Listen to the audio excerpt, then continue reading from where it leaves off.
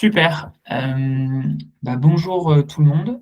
Voilà, bienvenue à tous. On est ravis de vous retrouver pour ce webinaire collectif qu'on a construit avec voilà, certains partenaires Ma Petite Planète. Je vous les présenterai juste après. Donc, comme vous pouvez le voir sur la slide, j'ai l'immense responsabilité de remplacer notre chère Mathilde Hébert qui malheureusement a eu un imprévu. Voilà, en 2 mots, je suis également cofondateur de l'association à temps plein sur le projet depuis près de 5 ans. Voilà, donc je ne serai normalement pas trop perdu. On va commencer ce webinar par un petit caout. Nous, on aime bien faire ça et faire en sorte que ça soit interactif. Du coup, là, pour le coup, c'est moi qui vais reprendre, le caout. Hop. Ouais. Et du coup, on va vous poser quelques questions. Tac, tac, tac. C'est parti. Donc, je vais vous partager mon écran. Hop.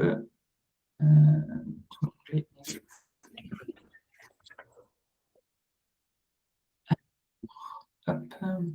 Super. Du coup, bienvenue aux personnes qui nous rejoignent.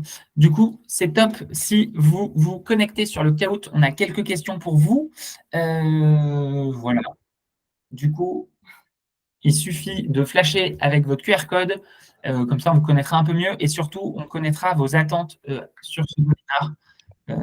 Hop, pour vous permettre pour nous permettre d'être le plus précis possible par rapport à vos attentes. Donc, on vous laisse vous connecter. N'hésitez pas voilà, à indiquer votre prénom, éventuellement votre organisation si vous le souhaitez, sur le nom de votre pseudo. Voilà.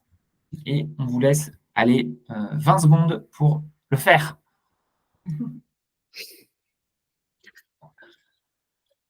Vous pouvez soit aller sur le site kahoot.it, soit en effet scanner le QR code si vous y arrivez. Et si vous allez sur le site, vous pouvez rentrer le code PIN du jeu qui s'affiche à l'écran.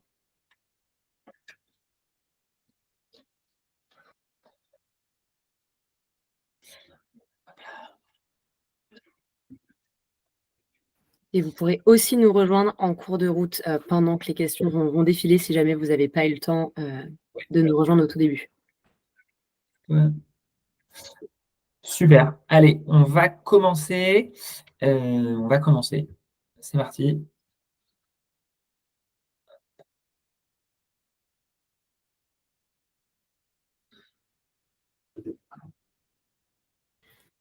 Les questions vont apparaître à l'écran et sur votre écran, vous aurez les réponses à indiquer du coup. Bon, voilà. Première question pour savoir c'est quoi la typologie des structures dans lesquelles vous travaillez. Voilà. A priori, une seule bonne réponse pour celle-ci. Sait-on jamais? Voilà. Alors, vous êtes toc, toc, toc. Voilà. Si c'est bon pour tout le monde, je vais passer. Hop. OK, je pense qu'on est bon. Donc, pour info, voilà. L'essentiel, vous venez d'entreprises privées, un petit peu d'entreprises publiques et quelques associations. Tiens, je suis curieux.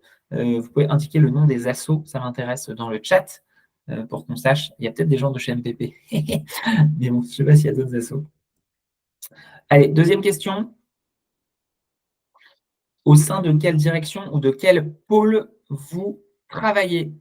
Voilà, pour savoir si vous êtes des interlocuteurs en RSE, a priori, super pour l'asso Germinal.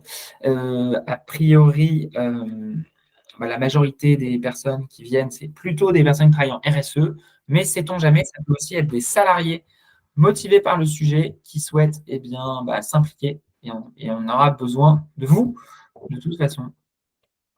Allez, encore quelques secondes. Eh bien, il y a 11 réponses, 12 réponses envoyées. Voilà, comme ça, vous avez la même visibilité que nous. Affichez les réponses. Alors, OK, on a des gens qui travaillent en finance, formation en RSE plusieurs. On a une pharmacienne. Je suis très curieux de savoir comment ce que vous comptez faire après ça, mais c'est très très bien. En recherche et innovation, facilitatrice en transition économique, des personnes à leur compte. OK, super. On continue. Hop, voilà, si vous nous rejoignez, on est sur Kahoot. Vous pouvez tout à fait rejoindre encore le Kahoot ici avec ces éléments-là. Connectez-vous sur kahoot.it avec le code PIN. Donc, voilà, pour savoir un petit peu aussi, en fait, si c'est à une échelle très locale, c'est dans une petite structure, et où, en fait, si vous travaillez dans une multinationale, les enjeux et la méthodologie ne sera pas forcément la même. Donc, on sera preneur un petit peu de voir s'il y a une tendance qui se dégage. Ça permet aussi de mieux vous connaître. OK, et bien là, pour le coup, OK, donc c'est du toc, toc, toc. Bon, c'est assez varié, mais on a pas mal. OK, bon, c'est assez varié. OK, donc pas mal de typologies différentes. OK, maintenant, c'est plutôt des questions ouvertes. Voilà, sur le secteur d'activité, voilà, qu'on ait un peu une idée. Parce que, en fait, si votre cœur de métier, c'est du service versus de l'industrie, etc., ça ne sera pas forcément les mêmes priorisations pour transformer votre organisation. Voilà. Hop,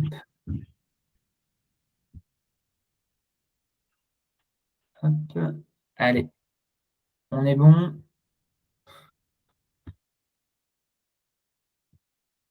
OK, du coup, c'est parti. OK, hôtellerie, agriculture, cosmétique, pharmacie, télécom, transition écologique, l'aéronautique. Voilà, bon, il y a un gros sujet forcément sur l'aéronautique. Produits de luxe, laboratoire. OK. Merci pour la réponse énergie renouvelable. Donc, il y a des personnes qui travaillent entre guillemets déjà dans un secteur peut-être focus sur la transition et des secteurs plus traditionnels. Allez, hop, maintenant, on va prendre un petit peu, voilà, savoir à quel point vous êtes mature ou pas sur le sujet. Voilà. Est-ce que vous êtes dans une entreprise qui a une feuille de route bien définie sur la RSE ou pas? Voilà, donc vous avez mis 4 réponses possibles. Ah, pardon.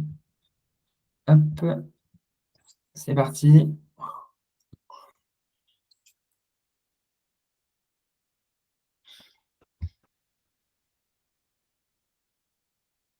OK. OK, donc la plupart, vous êtes conscients, elle existe et vous en êtes conscients. Certains ne la connaissent pas bien et il y en a pour lesquels c'est inexistant. Elle peut être inexistante si vous êtes dans une toute petite structure qui n'a pas de pôle RSE, mais en tout cas, c'est bien d'avoir en tête c'est quoi la mission extra-financière de votre organisation, on va dire. Et dernier point sur vraiment vos attentes et plutôt un petit peu les freins. En fait, si vous venez ici, c'est peut-être que en fait, vous êtes je ne sais pas si c'est en galère, mais en tout cas en difficulté sur l'implémentation d'une transformation de votre organisation. Donc là, on a mis en fait ce qui revient un petit peu le plus souvent. Là, vous pouvez répondre à il y a plusieurs réponses qui sont possibles. Donc, n'hésitez pas et on verra en fonction un petit peu de ça. En tout cas, c'est important d'avoir bien identifié toutes ces problématiques possibles pour se dire, OK, quelle est la prio et sur quoi agir. OK, intéressant. Manque de temps, ça revient pour beaucoup, beaucoup de gens. OK, le budget est un sujet. Les RH, a priori, c'est OK. Quand on dit manque de RH, c'est manque de personnes dédiées sur le sujet. Voilà, solutions et outils adaptés à l'organisation. Donc, OK, vous êtes aussi preneur d'outils et l'idée, c'est qu'on va vous en présenter aujourd'hui. Vous avez a priori une direction plutôt favorable, donc c'est chouette. Et les autres, n'hésitez pas pour les autres à les mettre en commentaire. C'est Voilà. plutôt manque de soutien de la direction, vu que c'est le frein rencontré. OK. Super. On va vous repartager l'écran. Voilà. Et bienvenue à celles et ceux qui nous ont rejoints en cours de route. Du coup, j'ai le plaisir de vous présenter rapidement nos super intervenants. Voilà. Je vais faire rapide. N'hésitez pas à entrer en contact avec eux par la suite si vous voulez creuser. Donc, allez, on va commencer par Laurent. Laurent, voilà, qui est cofondateur de la Fresque des organisations responsables. C'est quelqu'un qui a passé beaucoup de temps, 15 ans, à des postes de direction opérationnelle dans des ETI et des PME. Il est spécialiste du lean management et de la stratégie RSE. Il est associé puis évaluateur du super projet Team for the Planet, fresqueur de la fresque du climat. Il essaie d'apporter des solutions opérationnelles aux organisations. Voilà. Et il a cofondé et commercialisé la Fresque des organisations responsables. Pour info, on l'a testé chez MPP. Voilà, c'était plutôt pour comprendre comment ça pouvait s'appliquer voilà, à certains de nos clients, puisqu'on la recommande désormais. Et c'est un outil qui aide à comprendre les enjeux de la RSE et à identifier des actions concrètes à mettre en place au sein de votre organisation. Et du coup, un peu comme la fresque du climat, il y a 74 cartes qui sont imaginées et documentées pour vous apporter des connaissances et favoriser l'intelligence collective. Voilà, j'espère que j'ai été bon. On continue avec. Super, Merci Clément, bonjour à toutes et tous. bienvenue Laurent. Allez, on continue avec Stécie Algrin. Bienvenue Stécie. Du coup, Stécie, alors pour la petite histoire, Stécie, c'est une ancienne marraine Ma Petite Planète. Voilà, donc on s'est rencontrés il y a 2 ans et demi. Elle était marraine sur le scolaire. Elle a un parcours qu'on pourrait qualifier d'activiste, donc quelqu'un qui engage sa personne sur les sujets de transition écologique. Elle était hyper investie contre le projet EACOP, voilà, le East African Crude Oil Pipeline, du coup en Afrique de l'Est, voilà, qui est un projet de Total Energy. Elle a fondé le média qui s'appelle La Corneille, qui est une super newsletter dédiée sur les sujets de la biodiversité. N'hésitez pas à vous inscrire. Et elle passe son temps dans des stratégies de plaidoyer pour des ONG. Voilà, elle lance des campagnes de sensibilisation sur des sujets de transition écologique. Elle appuie le gouvernement. Alors, service d'information du gouvernement. Est-ce que tu peux expliciter ce point-là, Stécie ? Ouais, bonjour déjà à tout le monde. J'ai bossé pendant plusieurs mois avec le service d'information du gouvernement. Ça paraît un peu mystérieux comme ça, on se dit que c'est un peu un truc d'espion, mais pas du tout. C'est une administration centrale qui est reliée directement au cabinet de la Première ministre. Et en fait, cette entité-là, elle gère la communication de tout l'État. Il y a aussi tout l'organe de veille et d'opinion. Donc, dès qu'il y a des sondages qui sont réalisés pour l'État, c'est réalisé ici. Et moi, j'étais donc sur des campagnes de communication en partenariat avec des entreprises, des ONG et d'autres institutions. Et l'idée, c'est de faire économiser de l'argent public, puisque des campagnes de communication, ça coûte très cher. Super. Et donc, tu proposes aussi des conférences engagées dans les entreprises. Et tu as cofondé, là, il y a quelques mois, une agence qui s'appelle Bien Barré, une agence de redirection écologique des entreprises. Et pour la petite histoire, moi, ce que j'ai lu, c'est que tu en avais marre d'entendre dire qu'on est mal barré. Ce qui n'est pas tout à fait tort, mais voilà, il faut aussi montrer ce qui est possible et ce qui est réalisable avec ton associé, comme dire chic. Alors, j'ai un petit peu chic, oui. Chic, voilà. Proposer des ateliers, des conférences, des formations et de l'accompagnement et des missions de conseil sur mesure pour ancrer les entreprises dans une logique de redirection de leur modèle. Voilà. Et notre dernier intervenant, c'est Maxime Marchand. Bienvenue Maxime. Voilà.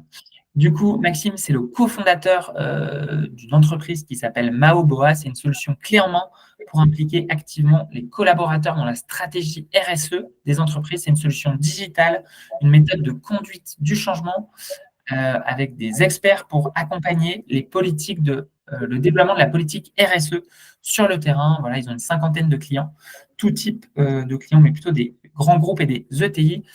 Et l'objectif principal, voilà, c'est de faire passer les collaborateurs dans la sensibilisation à la transformation vraiment de leur métier de manière proactive.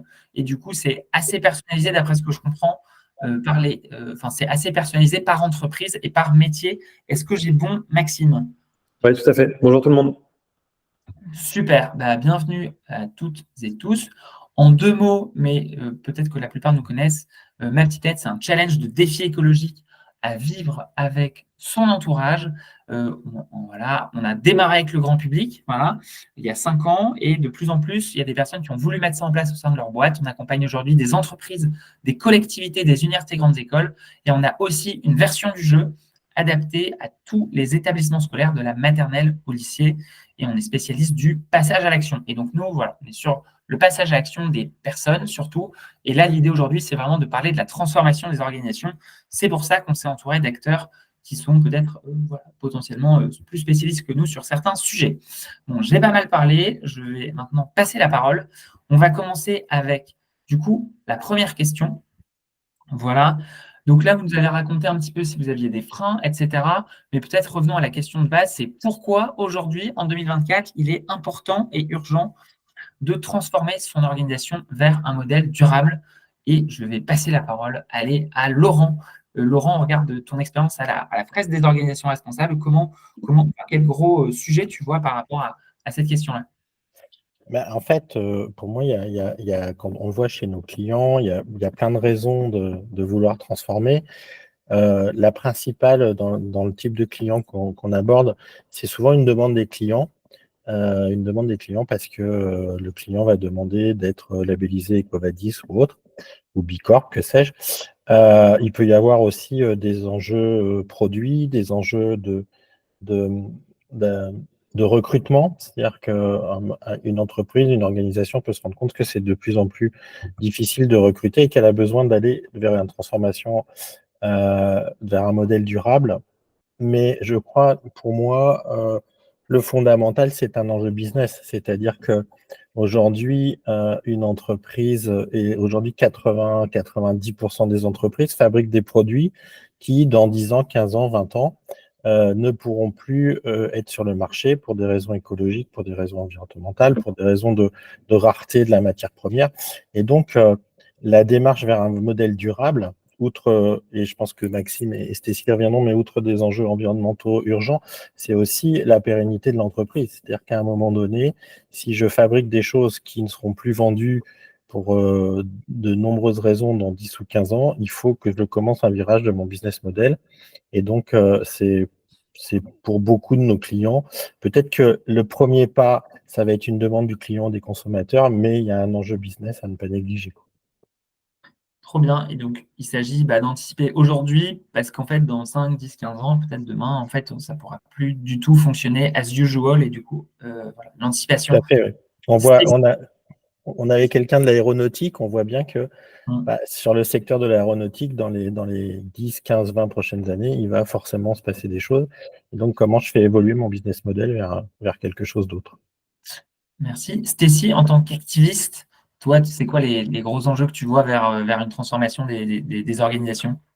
Alors, en tant qu'activiste, évidemment, le premier truc qu'on met sur la table, c'est la science, de manière très claire. C'est pas une question d'idéologie, dans quel monde est-ce qu'on veut vivre, etc. C'est concrètement, aujourd'hui, on nous explique qu'on est en train de faire sauter toutes les limites planétaires une par une, qu'on est en train d'adopter une trajectoire de réchauffement qui va probablement dépasser les 2 degrés. Donc, c'est assez flippant parce qu'en fait, on est en train de percevoir aujourd'hui, évidemment, les impacts en termes de phénomènes climatiques extrêmes, c'est de plus en plus régulier, c'est de plus en plus fréquent. Et avant, on avait peut-être cette vision de ça ne nous touche pas, parce qu'on se disait que c'était à l'autre bout du monde, c'est en train d'arriver en France.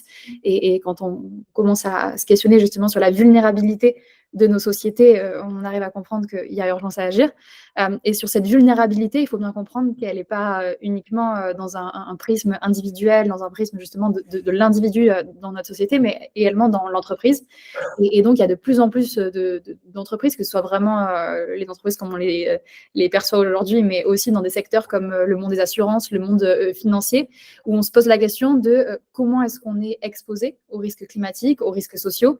Et on se rend compte de plus en plus, quand on parle notamment de biodiversité, que absolument tous les pans justement du monde économique est lié directement ou indirectement à des choses qui sont ancrées dans le climat ou dans la biodiversité. Ce qu'on essaie de faire en tant qu'agence de redirection écologique maintenant, c'est pas de faire dépasser cette vision de risque, mais en tout cas d'arriver à la quantifier, d'arriver à la rationaliser, parce qu'il y a encore des secteurs qui ont du mal à se dire que finalement ils sont vulnérables quand on parle de climat, et parfois des secteurs qui sont assez surprenants. En tant que militante, j'ai bossé pas mal sur les questions des industries extractivistes, donc comme les industries minières, fossiles, etc. Et on se rend compte que quand on prend leur rapport extra-financier, il y en a une grande partie qui ne mentionne à aucun moment justement leur vulnérabilité face au changement climatique. On se dit, c'est quand même une entreprise qui va extraire des ressources, donc qui n'ait pas cette vision de je comprends en quoi je suis liée au vivant et au climat. Déjà, ça devrait faire sonner une petite alarme. Et ensuite, ce qui va nous aider justement à aller dans ce sens-là, c'est évidemment tout ce qui est réglementation. Et quand on est militant, on pousse pour de la réglementation. L'idée, c'est pas de se dire on va créer plus d'inégalités entre les entreprises qui seraient en France, en Europe, versus le reste du monde qui continuera en roue libre finalement. Et sur la réglementation en Europe, on a la chance d'avoir ce qu'on appelle la CSRD. Donc c'est une norme qui paraît, en tout cas, ou qui me paraissait à moi pas franchement révolutionnaire, parce que ça reste du reporting extra-financier. L'idée, c'est d'élargir en tout cas le champ de reporting en se disant on a fait le taf sur les questions de climat, comment est-ce qu'on va venir intégrer en plus les questions de biodiversité, les questions de gouvernance. Et donc, il y a une espèce de mise à plat de tous les indicateurs que les entreprises devraient prendre en compte Pour le moment, évidemment, c'est plutôt les grandes boîtes. Mais ce que ça nous permet de faire, cette CSRD, c'est déjà de mettre tout le monde sur un pied d'égalité en termes de transparence. Donc, vraiment de se dire, d'un concurrent, d'une entreprise à l'autre, qu'est-ce qui va être fait réellement sur les enjeux climat, les enjeux de biodiversité, les enjeux de gouvernance. Et là où ça renverse le jeu, c'est que ce n'est pas à destination des citoyens, c'est quand même un gros pavé, mais c'est à destination des gens qui vont financer, des gens qui vont assurer. Donc des acteurs aujourd'hui dont dépendent les entreprises. Et ces acteurs-là, ce sont ceux qui ont cette vision risque. Donc là, on arrive justement à ce sujet-là de, en fait, quand on est un assureur, quand on est un acteur financier, on joue avec le risque au quotidien et à terme, c'est ce qui peut faire couler finalement sa structure. Et j'avais bossé notamment avec un autre cabinet qui m'était à regarder qui s'appelle Sinon Virgule. On avait travaillé sur un rapport qui s'appelait Assurer un monde qui s'effondre. Et on réalise aujourd'hui qu'en effet, le monde de l'assurance, s'il ne prend pas en compte les risques climatiques et les risques de biodiversité, à terme, il pourrait s'effondrer. Donc, ça fait un peu le lien entre tous ces enjeux-là. Merci beaucoup. On va passer la parole à Maxime. Et juste avant, du coup, il y a deux enjeux. Il y a les enjeux de réduction de l'empreinte écologique et aussi d'adaptation. On en parle de plus en plus. Et du coup, là, à travers ce que tu appelles les vulnérabilités des entreprises, on voit bien qu'il y a un enjeu de s'adapter. Maxime, vas-y. Et du coup, voilà, comment ça se passe pour vous et pourquoi les gens viennent chez vous aussi, Maxime? Oui, alors peut-être pour réagir compléter en tout cas sur la partie CSRD, la bonne nouvelle de la CSRD, c'est que ça contraint les organisations à intégrer la durabilité au cœur de leur modèle. Ça les contraint à, au-delà de sortir un bilan tous les ans, ça les contraint aussi à avoir une trajectoire qui n'est pas que d'ailleurs qu'environnementale. Tu viens de parler de réduction climat ou de sujets biodiversité. Ça prend un prisme un peu plus global sur la durabilité qui peut être aussi sociale. Et donc, en tout cas, ça contraint les organisations dans un bon chemin. Et donc, dès qu'on y met une contrainte, forcément, c'est pour ça que la CSRD, il faut la voir comme un sujet organisationnel et pas comme une contrainte obligataire. Quand on contraint une organisation à faire bouger son modèle, la bonne manière de réagir, c'est de faire évoluer les process, faire évoluer les métiers. Ça s'incarne concrètement dans les activités de chacun dans son organisation. Donc, c'est pour ça qu'on parle de transfo. En fait, on ne parle pas on aurait pu imaginer un tout autre webinaire sur le sujet CSRD, c'est comment se mettre en conformité par rapport à ces nouvelles obligations. Là, on aurait eu peut-être d'autres intervenants, peut-être on a fait intervenir Deloitte ou des acteurs qui sont plutôt spécialistes du chiffre.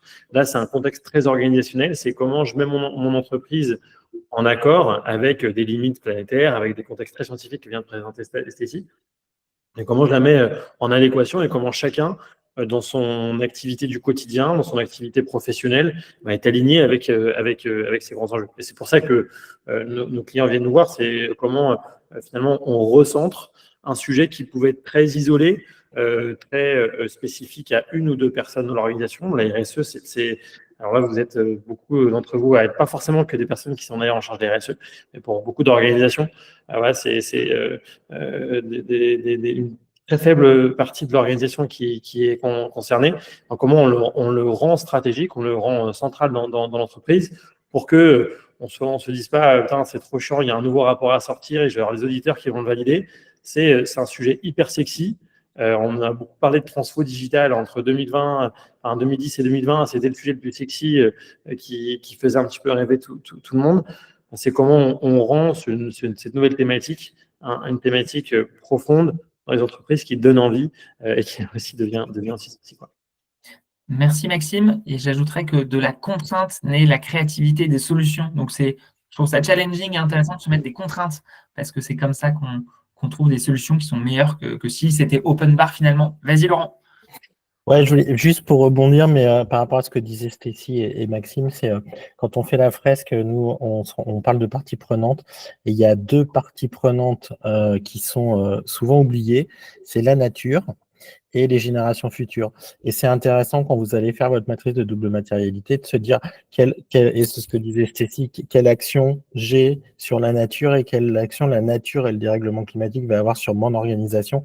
Et c'est la même chose pour les générations futures. Si on se prend au centre du donut, qu'est-ce qu'on va apporter aux générations futures? Qu'est-ce que les générations futures vont avoir comme action sur nous plus tard si on prend telle ou telle décision? Donc, petit tips, n'oubliez pas ces deux parties prenantes silencieuses, mais ô combien importante. Maxime.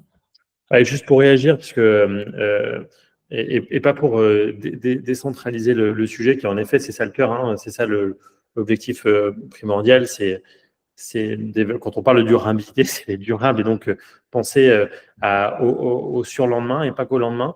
Et quand Laurent, tu fais référence aux enjeux business et aussi des sujets business qui sont très court-termistes et qui, eux, sont demain. Eux, demain, enfin, vos clients d'aujourd'hui vous sollicitent peut-être de plus en plus sur votre trajectoire, vos engagements, vous demandent dans des appels d'offres de prouver vos engagements. Demain, vos collaborateurs, ou peut-être déjà aujourd'hui, vous questionnent sur ce que vous faites dans votre organisation et peut-être vont vous décliner dans leur réponse favorable à une offre d'emploi parce qu'ils préfèrent plutôt bosser dans une structure associative engagée ou autre. Donc, il y a l'enjeu, en effet, très long terme, mais ne le voyez pas non plus comme un sujet ouh là là, il va falloir que je prouve à ma direction que l'enjeu, en fait, c'est 2030. 2030, il commence déjà à jouer, on le voit sur les effets du climat, et il se voit aussi dans un impact très, très, très, très business, très concret, très organisationnel de votre quotidien, où votre banquier vous sollicite sûrement aussi, ou vous propose des offres ESG. Alors, regardez ce qu'il y a derrière cette offre. Mais en tout cas, le mot ESG, le mot RSE, il résonne dans toutes les parties prenantes. Laurent, tu parlais de parties prenantes. Toutes les parties prenantes aujourd'hui, les silencieuses, on ne leur donne pas la parole. Mais par contre, celles qui ont la chance d'avoir la voix, elles parlent de plus en plus d'engagement. Merci, Maxime. On va passer du coup à la deuxième question qui était, OK, une fois qu'on s'est dit ça et qu'on connaît la hauteur des enjeux, voilà, et en fait le pourquoi d'un point de vue business, voilà, business, mais aussi simplement intérêt général, viabilité, etc. Concrètement, comment et avec qui, donc là, Laurent, tu as mentionné 2 parties prenantes dont on oublie souvent, comment et avec qui transformer son organisation. Donc là, vous êtes peut-être des individus, peut-être venus seuls, peut-être venus avec d'autres gens, mais comment et avec qui? Et on va laisser Stécie commencer. Voilà, ce serait quoi la bonne approche pour toi, Stécie? Ouais, alors je pense que ça se fait à plusieurs niveaux. On peut se reposer à nouveau sur la fameuse CSRD qu'on a mentionnée, mais aussi un peu mon expérience en tant que militante. Dans la CSRD, on parle de parties intéressées. Ce qu'on entend par là, c'est que, en fait, quand vous êtes une entreprise, vous interagissez au quotidien avec une myriade d'acteurs.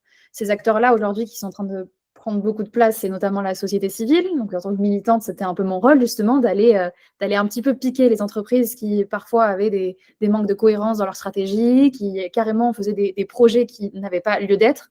Et donc, c'est comment est-ce que, en fait, plutôt que de s'enfermer dans cette logique de j'ai ma vision, j'ai mes impératifs, et tout ce qui viendrait s'y opposer serait juste là pour venir me casser les pieds, c'est comment est-ce qu'on recrée du dialogue. Et je pense que le moment qu'on est en train de vivre aujourd'hui nous appelle aussi à plus de démocratie. Il faut comprendre que quand on parle de transformation, c'est vraiment de ça dont il s'agit. C'est comment est-ce qu'on arrive à dialoguer avec des personnes qui ont un avis totalement opposé, une vision qui est totalement opposée. Et c'est en ça, je pense que quand on parle d'écologie, la vision de champ de bataille, elle est encore quand même assez réelle, dans le sens où en fait on arrive dans un espace avec chacune des visions, des objectifs qui sont hyper différents. Évidemment que moi, quand je suis chef d'entreprise, ma vision, mon objectif, c'est d'arriver à survivre au mois qui arrive, au suivant, etc., d'arriver à générer des jobs et de pouvoir entraîner un maximum de personnes avec moi. Quand je suis activiste, je suis dans la position de citoyenne. Donc, ce que j'ai envie de faire, c'est de me dire, les gens que j'aime, les gens que je côtoie au quotidien, comment je fais pour m'assurer qu'ils aient des conditions de vie qui soient décentes et un avenir qui soit un minimum sauvegardé, quoi. Donc, c'est comment est-ce qu'on arrive à finalement prendre des casquettes différentes dans des moments qui nous poussent quand même à se retrancher avec une seule étiquette. Et c'est ce qu'on aime bien appeler, en tout cas dans notre agence, un peu la posture de diplomate. Quand on est diplomate, on doit absolument faire ce jeu-là d'aller dans la discussion, dans la conversation. Et si on n'arrive pas à se mettre à la place de la personne qui est en face de nous, impossible de faire ça. Donc, ce qu'on essaye de proposer dans notre agence, c'est justement d'aller sur le terrain. Par exemple, si vous voulez implanter un nouveau site industriel dans une région, vous ne pourrez pas le faire de manière apaisée et saine et durable, surtout si vous n'allez pas vous confronter avec les acteurs qui sont historiquement présents sur le territoire. Donc, ça peut être des acteurs qui sont institutionnels, évidemment. Ça peut être aussi les citoyens qui seront peut-être vos salariés de demain. Et donc, comment est-ce qu'on fait ça? C'est justement en se mettant en posture de diplomate, en présentant les arguments des uns et des autres et en vous poussant, surtout à prendre en compte finalement ce que l'autre peut apporter. Et ensuite, ce que j'aimerais dire peut-être, c'est qu'une fois que c'est à l'intérieur, oui, on parle beaucoup de sensibilisation et c'est hyper important. Il faut sensibiliser, mais il faut bien se dire qu'une fois que tous ces salariés-là sont sensibilisés, ils vont venir vous casser les pieds en tant que direction pour que ça s'applique aussi à la structure et qu'il y ait une réelle vision. Donc, c'est bénéfique évidemment pour l'image, pour répondre à des besoins qui sont exprimés par les employés, mais vous semez les graines pour votre propre transformation et pour des gens qui vont venir vous tabasser à l'intérieur. Et c'est ce qu'on aime faire aussi, c'est d'expliquer que toutes ces choses qui arrivent en interne, finalement, c'est autant de choses qui pourraient exploser à l'extérieur du point de vue de la société civile, des militants, d'ici quelques semaines, d'ici quelques mois, d'ici quelques années. Et donc, il vaut mieux justement être préparé et arriver à mener ces débats en interne pour justement préparer une feuille de route qui soit réellement ambitieuse avant plutôt que ça parte dans des débats justement dans les médias qui sont parfois très échaudés. Et donc, pour ça, vraiment, ce qu'on essaie d'expliquer, c'est qu'il faut parfois arriver à se poser les bonnes questions. Parce que quand on est une agence de conseil, souvent on a un peu ce rôle de on arrive, on nous file une question, un problème, on doit le résoudre, on arrive avec un gros rapport et puis ça finit sur un bureau. Nous, au contraire, on est là, peut-être que la question que vous nous posez, finalement, c'est pas la bonne. Donc, comment est-ce qu'on arrive à repartir un peu plus en amont pour se dire, en fait, qu'est-ce qui pose réellement problème aujourd'hui? Est-ce que c'est la nature de ces activités? Est-ce que c'est l'existence même de ces activités? Comment est-ce qu'on arrive justement à se poser la bonne question, parfois même sur du renoncement? Et c'est un peu là qu'on arrive aussi quand on parle de redirection écologique, c'est de se dire, on a un héritage évidemment de toute cette industrialisation, de toute cette mondialisation, et on ne va pas renier tout ça. Il y a des choses qui sont hyper bien, hyper positives, même quand on parle de technologie, on ne va pas jeter le bébé avec l'eau du bain. En revanche, oui, il y a des choses quand on se pose réellement la question de la durabilité de nos modèles de société, quand on parle de limites planétaires, il y a des choses qui ne pourront pas subsister. Parce que tout simplement, question de ressources, question d'équité aussi, de justice sociale. Et ça demande d'avoir un regard profondément critique sur son activité, sur sa position en tant que leader aussi dans une entreprise, et d'arriver à prendre des décisions qui s'avèrent aussi parfois très profitables à long terme, puisqu'on s'expose à moins de risques, à moins de vulnérabilité. On l'a vu au moment du Covid, où il y avait des personnes qui n'avaient pas la main justement sur toute leur chaîne d'approvisionnement et qui se sont retrouvées avec des pays qui fermaient des frontières, avec une incapacité concrètement à continuer à mener la mission de son entreprise. Ok, merci beaucoup. Et du coup, Laurent, toi, est-ce que tu peux nous dévoiler, je ne sais pas moi, certaines cartes de la fraise d'organisation qui permettent d'avoir des éléments de réponse sur cette question? Je ne sais pas exactement. Alors, le comment, il y a plein de chemins parce qu'il va dépendre des enjeux immédiats. Maxime parlait des enjeux immédiats, donc le comment, il va y avoir plein de chemins différents. Ce qu'on sait, c'est que si je prends l'ISO 26000, il faudra passer par toutes les questions centrales, mais le chemin pour y arriver va dépendre de la maturité, va dépendre de la maturité de l'entreprise, va dépendre de ses ressources. Par contre, il y a une chose qui est commune chez tous nos clients dans le comment, c'est qu'il va falloir du temps. Il va falloir du temps et nous, on le voit bien, c'est-à-dire que quand on discute avec un dirigeant et qu'on dit il va falloir réunir le CODIR pendant 3h30, il dit oulala, mais vous vous rendez pas compte, tout le CODIR pendant 3h30. Eh bien oui, mais en fait, on parle stratégie. En fait, quand on vient faire de la RSE, on va parler stratégie, ce que disait Stacy, on va parler renoncement, on va parler changement de type de produit vendu, changement de business model. Donc à un moment donné, si on n'a pas 3h30 à consacrer, si les dirigeants et le top management n'ont pas 3h30 à consacrer à la transformation de son organisation, eh ben, on a déjà un premier problème à régler. Et c'est déjà une première confrontation. Quand nous aussi, on arrive en tant que conseil, c'est confronter des dirigeants en disant, mais regardez, voilà, peut-être lâcher un peu le quotidien pour aller voir ce qui va se passer dans 2, dans 5, dans 10 ans. C'est pas mal ça, tu vois, comme argument à ta direction générale qui disent OK, mais on n'a pas le temps. Mais est-ce que tu n'as pas le temps de réfléchir à la stratégie de la boîte pour la rendre pérenne? C'est ça. N'hésitez pas à utiliser ce truc de OK, tu n'as pas 3 heures pour l'avenir de la boîte, c'est étrange.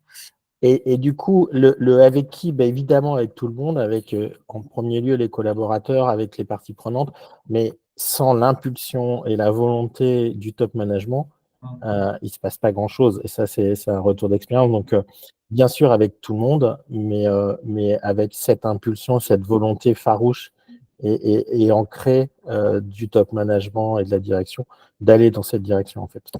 Ok. Maxime?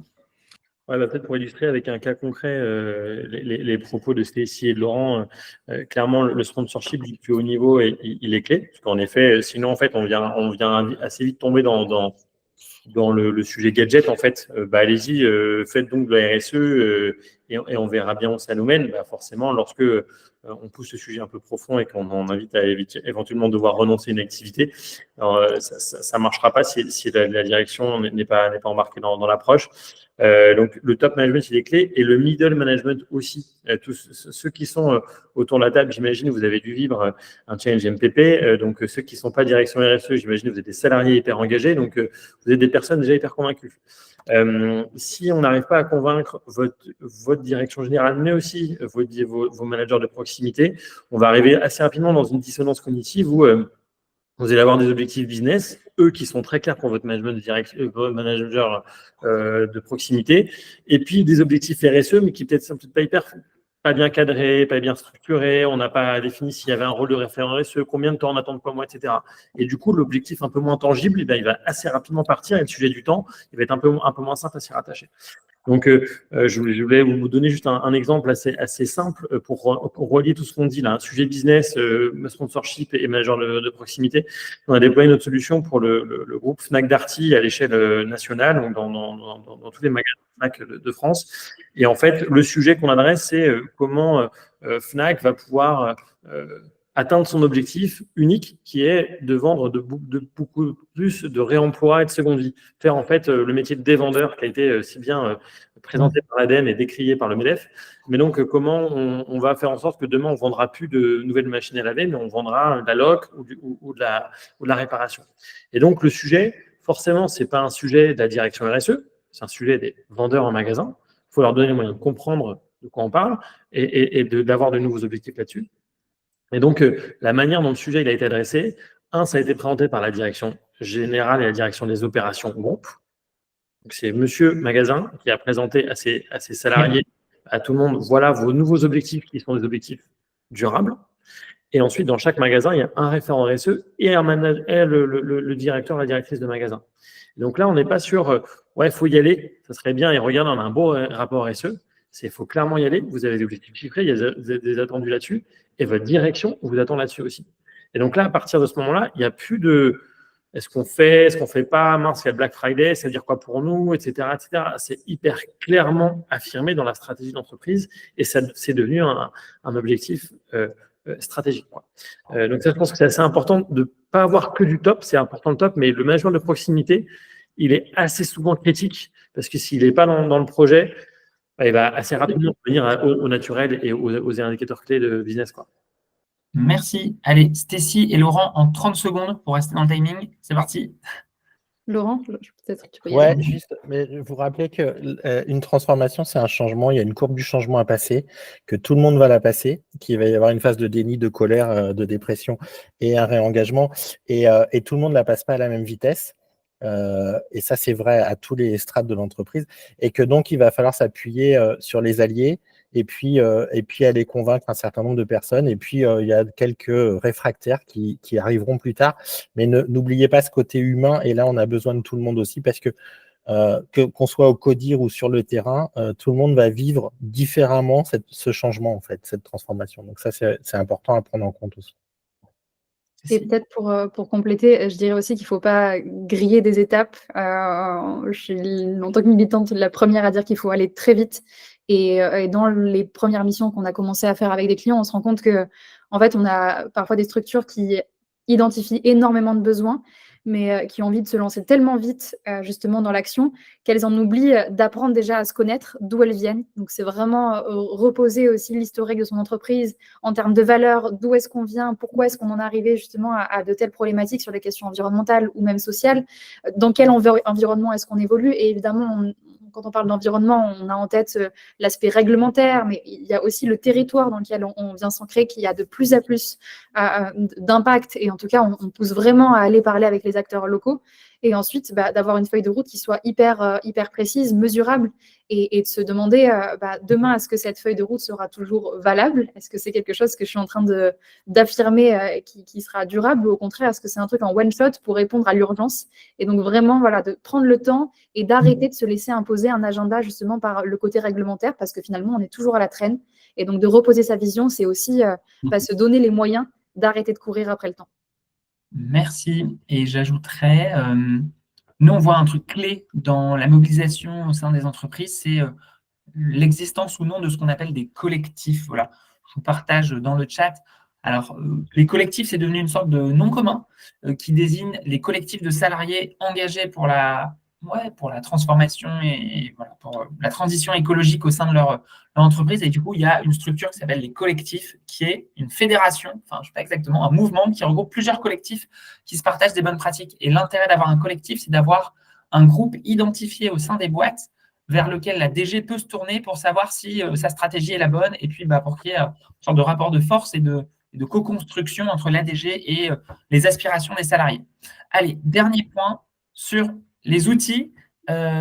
Stécie, tu veux commencer ou tu veux rebondir? Mais vas-y. Les deux, donc c'est super. Vas-y. Justement, tu parles de collectif, tu parles d'outils. Il y a un outil qui, moi, me semble hyper utile et hyper important, c'est celui de la coalition. On n'arrête pas justement de voir le monde à travers de la compétition, à travers du fight, même au sein d'un secteur ou au sein de la société de manière générale. Mais c'est parfois comment est-ce qu'on arrive à identifier que le besoin qu'on a exprimé à l'échelle d'une structure, à l'échelle d'une entreprise, finalement, il s'exprime aussi dans tout un tas d'autres structures. Et malheureusement, on se rend compte que ce soit en termes de temps, en termes de réseau d'influence, en termes de connaissances aussi sur la manière de porter la transformation, parfois on est limité. Donc, c'est comment est-ce qu'on va arriver justement à re-rentrer dans des logiques de dialogue, dans des logiques de co-construction pour arriver à faire avancer un sujet le plus loin possible. Un exemple quand même qui est assez parlant, c'est celui des acteurs des simili-carnets. Donc, par exemple, la Pivor, etc., la Vie, qui se sont rassemblés et qui ont créé des campagnes de communication tellement impactantes qu'ils ont réussi à tenir tête au lobby de la viande et à faire sauter quelques nouvelles mesures réglementaires qui étaient en train de tout simplement leur mettre une balle dans le pied. Donc, ils ont réussi à dépasser ce truc de concurrence, ce truc de compétition, en fait, on ne va pas y arriver si on continue à se taper sur la gueule. Il faut qu'on arrive justement à faire front commun et puis on pourra retourner se battre ensemble si on veut plus tard. Mais il y a des moments où il faut s'unir et il faut réussir à se parler pour imaginer le futur de sa filière ou le futur d'une entreprise de manière très précise. Merci. J'ai retrouvé la campagne en question qui était assez incroyable, qui était visible dans pas mal de métros, à minima à Paris, sur ces 4 acteurs qui font coalition, parce que c'est leur intérêt commun et c'est l'intérêt général. Donc, ils avaient tout intérêt à avoir porté d'une voix. OK, allez, Maxime, bon, toi, qu'est-ce que tu recommandes à tes clients comme outil pour faciliter cette transformation? Oui, alors concrètement, une transfo, comme disait Laurent, c'est un changement. Donc, en effet, un changement, ça s'opère, ça s'organise. Et donc, c'est avant tout une méthode en fait, que je pense assez simple, qui sont les fondamentaux de notre outil, mais qui sont, il n'y a rien de rocket science. C'est assez classique dans les enjeux de transfo. C'est donner les moyens à chacun de monter en compétence, de s'approprier les grands enjeux. Donc, c'est de l'information sur les enjeux, sur ce que fait mon organisation, sur ce que je peux faire à mon échelle individuelle, sur ce que je peux faire à l'échelle de mon métier. Donc, première chose, c'est du contenu, de sensibilisation, d'information, de formation. Deuxième chose, c'est de donner les moyens d'agir, parce que c'est bien cool d'avoir une approche très top-down. Tiens, partagez-vous l'info. C'est souvent d'ailleurs ce qui existe quand on arrive, quand les clients viennent nous voir. Ils disent ouais, nous, on fait plein de trucs. Et en fait, on envoie une newsletter. Ok, ta newsletter elle est ouverte à 3%.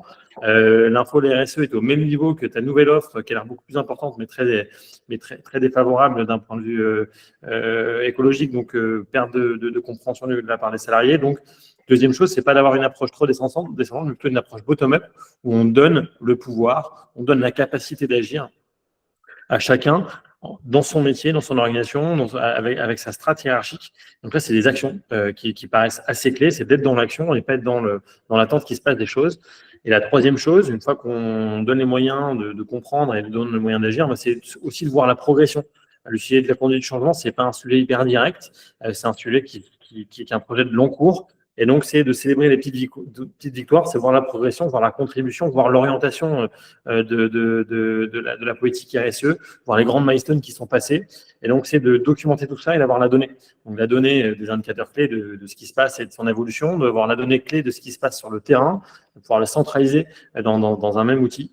Donc, en fait, c'est ce que je recommande à nos clients. C'est un d'utiliser notre outil, c'est la raison pour laquelle ils viennent nous voir, mais c'est surtout, au-delà de ça, c'est une méthodologie qui est vraiment simple. C'est on sait de quoi on parle.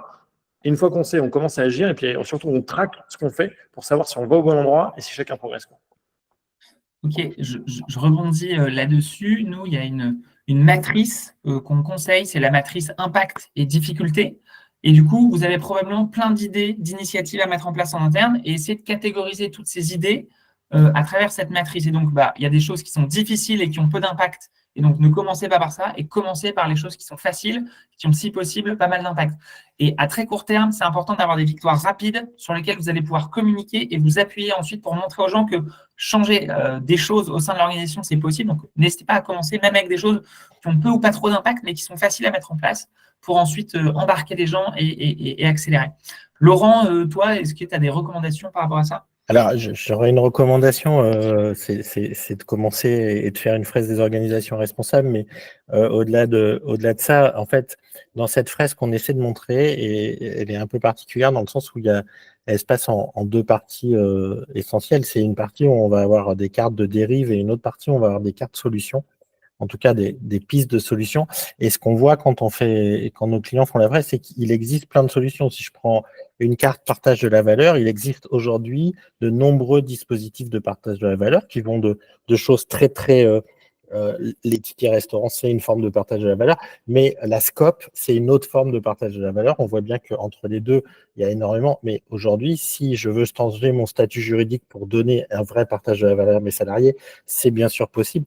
Et déjà, et c'est vraiment le message qu'on veut porter, c'est que déjà dans l'état actuel des choses, ce qui n'empêche pas de progresser, de faire du lobbying positif de manière à faire changer les lois, à augmenter la réglementation, mais déjà dans l'état actuel des choses, vous pouvez commencer à donner de l'impact à vos organisations dans l'état actuel des choses. Simplement, il faut effectivement être informé, il faut faire une certaine veille. On peut, si on veut... on peut s'inspirer d'un ISO 14001 pour voir comment on traite ses déchets, comment on est mieux sur certaines choses, etc. Donc, il existe déjà plein d'outils. Maintenant, il faut, comme le dit Maxime, il faut organiser tout ça. Comme le disait Stécie, il faut une feuille de route, il faut organiser cette feuille de route. Et puis, éventuellement, il faut se faire accompagner. Ce n'est pas toujours évident. Et donc voilà, c'est aussi ce qu'on conseille aux entreprises. Alors, certaines ont les moyens, ont des dispositifs internes, mais pour des entreprises un peu plus petites, c'est aussi des fois intéressant d'avoir quelqu'un de l'extérieur qui vient les aider à cette progression et des outils comme ceux de Maxime et de Stécie. Merci. Allez, Maxime, en 30 secondes, et puis ensuite, on passera à la conclusion. Oui, mais dans tous les cas, c'est une bonne passe décisive pour la conclusion. C'est simplement commencer par définir un objectif clair, en fait. Pourquoi on y va? Et cet objectif clair, ensuite, le décliner pour chacun et le partager de manière très simple à chacun de ses collaborateurs. Si on arrive déjà à définir cette première question, et pour répondre à cette question, on a peut-être besoin de faire une fraise des organisations pour savoir où on va. On a peut-être besoin de commencer par un premier atelier, X ou Y chose, faire une cible C, n'importe quoi. Mais déjà, si on arrive à répondre à pourquoi de manière collégiale, en comité de direction, on a déjà passé une step assez importante qui nous permet de redescendre à chacun ensuite dans l'organisation. Merci. Allez, on va bientôt passer au moment de questions-réponses. Voilà, vous pouvez commencer en attendant à poser vos questions dans le chat et on les prendra une par une, j'imagine. Ça peut être des questions générales ou un peu spécifiques à votre organisation.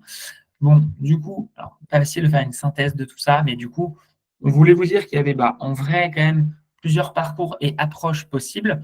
Il n'y a pas une seule solution pour transformer son orga, ça serait trop simple et trop évident. Donc, voilà, à vous de voir par où vous souhaitez commencer, mais en tout cas, peut-être, moi, de ce que je retiens, c'est quand même, en vrai, le premier truc, c'est se demander, OK, pourquoi on veut le faire, quelles sont les bonnes raisons, et embarquer les gens derrière ce projet commun d'intérêt général. Voilà, et en vrai, aussi d'intérêt business et sensibiliser la DG à la business. Le deuxième point, c'est avoir l'appui de la DG et du middle management, parce que sinon, il risque de ne pas se passer grand-chose. Il y a une chouette initiative qui s'appelle la Convention des entreprises pour le climat. Voilà, si vous ne connaissez pas, qui permet vraiment d'embarquer l'ADG dans ses réflexions stratégiques. En vrai, en France notamment, on a plein d'acteurs qui existent pour accompagner les structures. Il y a une fertilité de l'écosystème qui est assez incroyable et je pense qu'on est parmi les écosystèmes les plus avancés au monde sur le sujet. Voilà, pour celles et ceux qui ont déjà participé à Ma Petite Planète, on vous invite à regarder ce que nous, on appelle les partenaires post-édition. Donc, vous avez une sorte de catalogue de structures qui permettent d'avancer point par point en fonction de vos enjeux et de vos priorités. Voilà. Quatrième point, se réunir en collectif. N'y allez pas seul. Ça sera trop dur, à mon avis. peu motivant et vous n'aurez pas la voix, la légitimité nécessaire. Donc, essayez de vous entourer des personnes motivées autour de vous. Et le dernier point, c'est allez-y parce que ça vous rendra très probablement plus heureux d'être en cohérence sur ces sujets-là. Et c'est vraiment nous le message qu'on porte avec MPP, l'écologie, ça rend heureux. Voilà pour ces aspects-là. Alors, je vous envoie dans le chat un petit questionnaire de satisfaction et comme ça, j'oublie pas, pour savoir si on a répondu à vos, un peu à vos interrogations. Est-ce qu'on vous a donné des éléments? N'hésitez pas à nous faire du feedback, on le lira et on le partagera entre nous.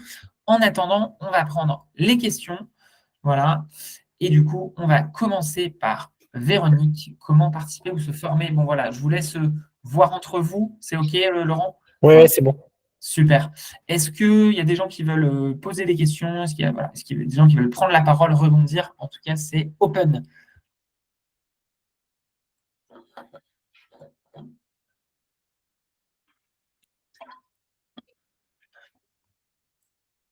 Ça m'étonnerait qu'on ait été 100% exhaustif.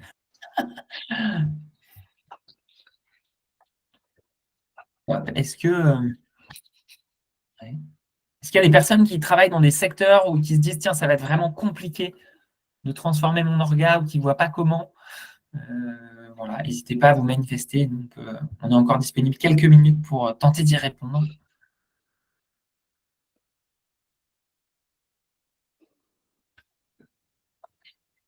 OK. Bon. Une question. Est-ce que vous avez trouvé déjà des arguments pour convaincre les responsables pour trouver du temps pour faire la transformation?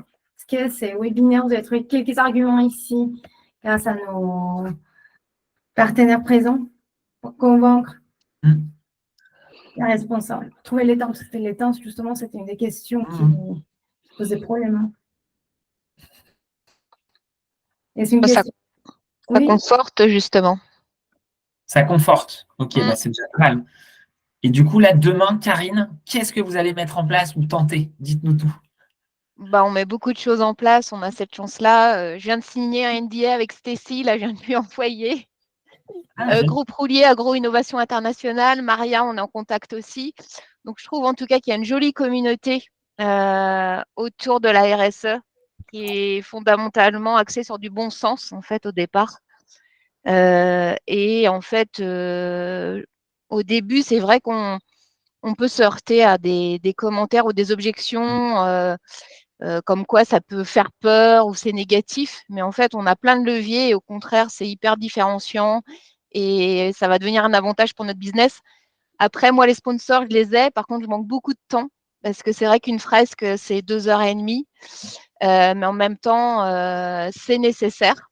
Mais bon, voilà, c'est tous les enjeux des priorisations, pour passer les messages.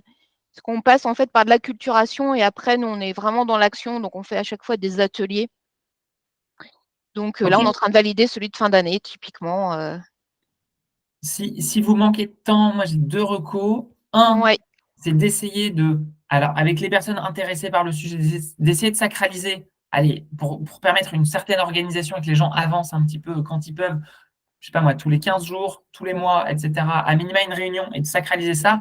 Et deuxièmement, s'il n'y a pas forcément de budget ou peu de budget, essayer de recruter au moins une personne en alternance parce qu'en fait, maintenant, il y a plein de jeunes qui sont ils seraient hyper heureux de faire avancer ces sujets dans vos organisations. Et comme ça, pour tous les aspects un peu opérationnels, relance, embarquer les gens, mettre en place des petits projets ou des projets. Voilà. Vous pouvez commencer avec des gens en alternance, ça ne coûte pas forcément très cher. Excusez-moi, je me suis mal exprimée, ce n'était pas le temps pour moi, parce que je me dégage du temps, au contraire, parce que j'ai cette appétence. C'est plutôt les temps des collaborateurs pour les embarquer qui, eux, n'ont pas forcément en fait perçu cet intérêt et qui, pour eux, se libérer 2h30, 3h, c'est une demi-journée en allant très large. Et donc voilà, on est obligé de faire des sélections, on est obligé de proposer en fait des événements. Alors souvent c'est 1 heure, 1h30, mais parfois on est obligé de renoncer justement sur des fresques parce que on va avoir l'objection. Et le but c'est quand même qu'il y ait le même niveau d'information et d'interaction avec tout le monde, sinon on perd l'équité aussi. Donc parfois on fait des choix aussi de faire des ateliers plus petits sur 1 heure ou 1h30 pour avoir plus de certitude d'embarquer tout le monde. Ouais, il faut être pragmatique parfois. Maxime? Ouais, je vais juste réagir sur le sujet du temps. Le temps, c'est la ressource la plus sollicitée par chacun pour n'importe quel sujet. Donc, c'est vrai que c'est un sujet clé. Vous avez une part de la réponse, c'est de varier les formats. Nous, on recommande beaucoup à varier les formats qui n'imposent pas forcément un format présentiel en synchrone qui peut faire peur ou qui demande aussi une validation de sa direction, de se dissocier d'une activité de travail. Donc, le format asynchrone est facilité via divers outils digitaux peuvent faciliter les choses. Et deuxième élément, c'est aussi de rappeler le pourquoi, en fait. À partir du moment où tout le monde a un agenda assez chargé a priori, ce qui arrive à rentrer dans l'agenda, c'est un sujet stratégique. Un rendez-vous client, un rendez-vous important avec un acteur.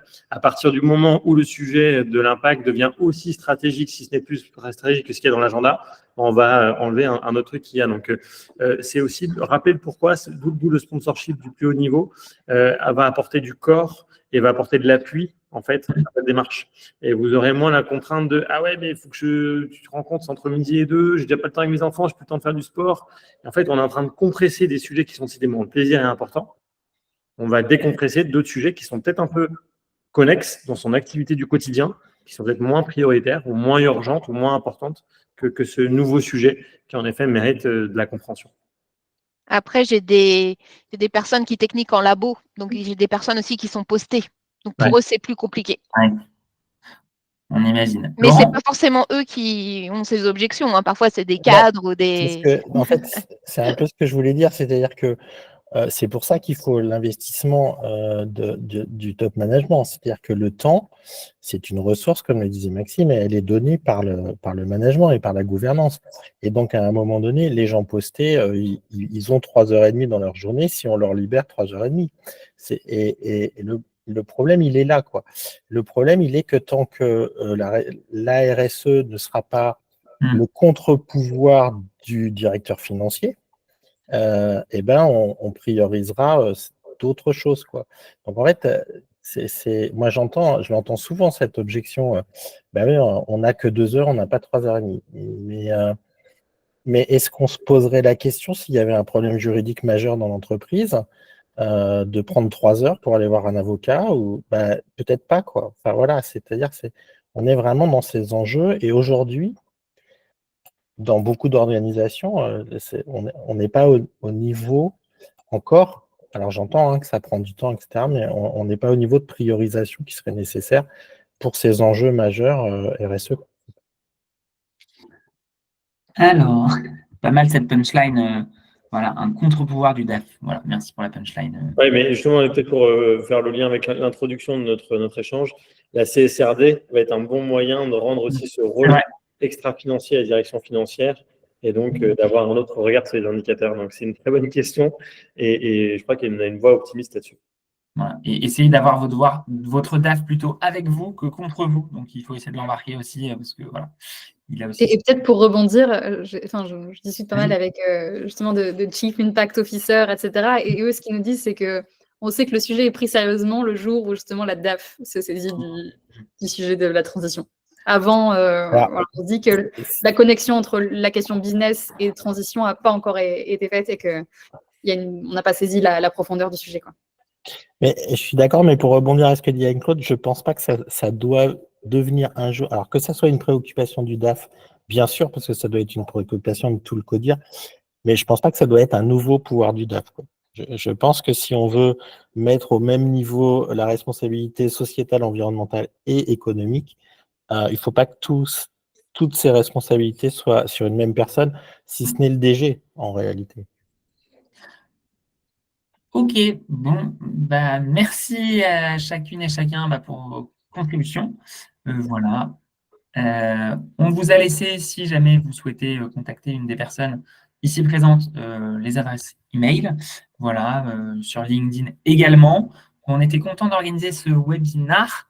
On espère que ça vous a aidé. Je vous remets, et ça nous aidera, le lien du formulaire de satisfaction. Nous, ça nous permet aussi d'adapter un petit peu notre accompagnement. Et ça prend 2 minutes. Et voilà, on vous souhaite bonne continuation, bonne chance pour transformer votre organisation. Le plus important, c'est de rester optimiste, motivé sur votre capacité d'action. il y a forcément des choses à faire. Voilà, on n'arrivera peut-être pas à tout faire, mais il y a forcément des choses à faire. Et on regarde la taille de la structure, etc. Il y a forcément de l'impact à aller chercher. Donc, voilà, restons mobilisés. Merci tout le monde. Je vais arrêter l'enregistrement. Voilà. Et si jamais vous voulez, voilà, on va rester quelques minutes avec les personnes si vous voulez rester échanger. Mais sinon, à bientôt. Au plaisir.